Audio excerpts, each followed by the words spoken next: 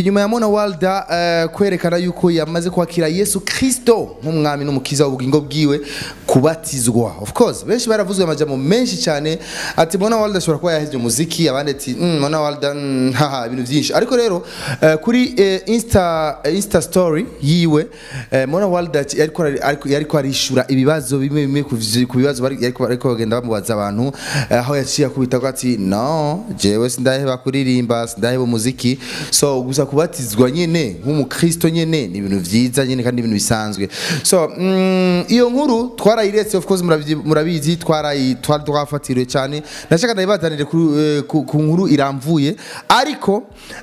haca hibonekeza ikindi kintu avuga ati no iki naco no ariko gamana izake ndirengagiza ibintu ariko ikisino kirengagiza namwe ntu umuririmbyi Wiz Design muramuzi mwese n'umuririmbyi agicaruka n'umuririmbyi akomeye cyane ariko akora neza cyane, novuga yuko dufashe new generation ikirateza imbere umuziki cyane ni Wiz Design. Ebana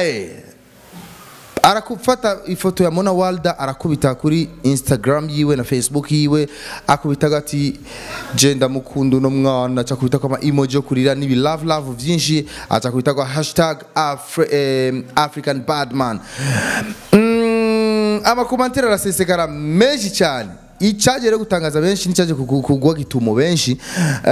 ni komantere ya Mona Walda yaciye akubita ko ati yaciye comment dana ati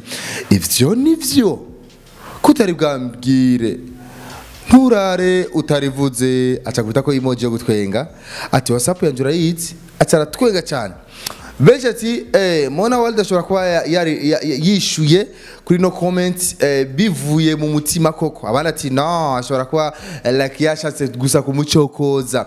Amajambo Wiz Design yashikirije ngaha kuri Instagram arapostinga n'ifoto yiwe, ashobora kuba yavuze avuye mu mutima koko canke rivya bindi tuvuga uti reka dupostinge tu kwa si ubwa mbere Mona Walda ibintu bimubayeko. Mona Walda aramaze gupostingwa n'aba artiste batandukanye bambwira yuko bamukunda, ndibuka ari umuririmbyi yitwa Miraculo twarigeze korona igirano kera avuga ati je ndamukunda cyane Mona Walda umukobwa jewe icyo mumpa amafaranga yose jewe no yatakuri uyu mukobwa, ariko rero abandi bavuga ati were reka turiya ndibuka ico gihe na Mona Walda yaragize ico yishuye kuri iyo commentaire yo Miraculo aravuga ati non je sishaka kumenyerana n'abasani no pardon vraiment mu kigali tugize korana na Mona Walda narigeze kumubaza ivyo bintu yuko amaze gusohokana n'umu artiste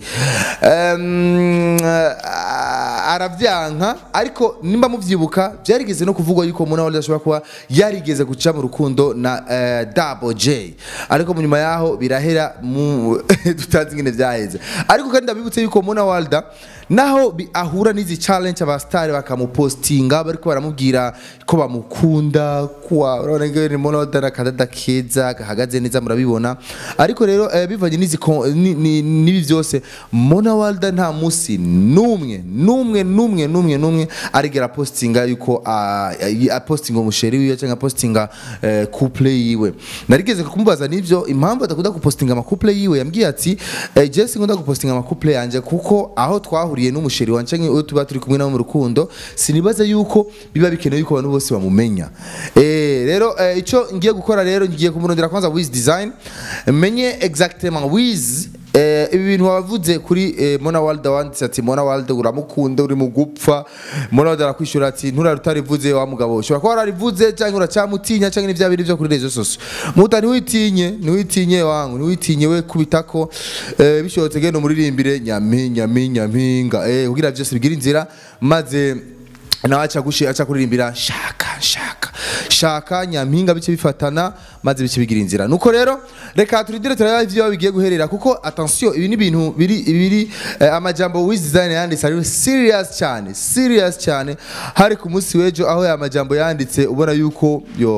ababaye muri bafise agahinda katagira uko kangana, bisigura yuko arafise vyinshi byo kuvuga kwa Mona, ariko nyene urumva ebana ni atari abo rero makomantere iyi post yagiye aragaruka kenshi ati ari umuntu yakomanse ngaha ati Wiz Design Mona Walda si level yawe man, ubundi ati Wiz Design uri umuhungu mutani witinye rivuge. Hari uwaciye ajya muri commentaire ya Mona Walda ati Mona erega mwishure ari serious bo ivyo byose rero urumva na ma commentaire bashabiki ariko sinzi exactement yuko Wiz Design ibintu yabivuze kabisa bikuye ku mutima eske ari umvara neza yuko Mona Walda yo namwumva buke buke nyene banakamutahura nyene bikagira inzira okay indira tubirabe aho bizoherera na Mona Walda ikindi naco Mona Walda naho nyene ntiza kuzomurondera numva ico bivuga kuko Mona jewe na mankenera misi yose kumubaza kubijanye n'ibi bintu bakunda kumuvuga ko kenshi barakunda aba artiste benshi baramukunda for real maze guhura n'ama comment n'ama post y'aba star benshi ati cyo mu Mona yo muhama ati wo mukozi iki ati no murishi supu y'inyama yo muhama so ivyo byose rero ndarindire nzoyage na Mona ndamubaze ingene icanke kuri we avyakira gute canke kuri wavyakira gute ko atigera yerekana reaction nimwe kuri biba biko biravugwa kuko turetekanye nuko iya Wiz Design yanishe muri commentaire we turabona kuri Instagram ya Mona Walda canke Facebook yiwe apostinga Wiz posting like avuga ati Wiz my handsome kwa ibintu nk'ivyo nkakuyagira kwa Double J rampostinga mani bikaryoha so gogose rero byose rero turarindire turabe aho bizoherera jewe murabizi nuguriye dossier nyene ndayirangiza nyene bikagira inzira maze tukaraba iyo biriko biraja. My name is Isaac Classic in Isaac TV 24 hours news zigoma zitesesekara Isaac TV. Oh.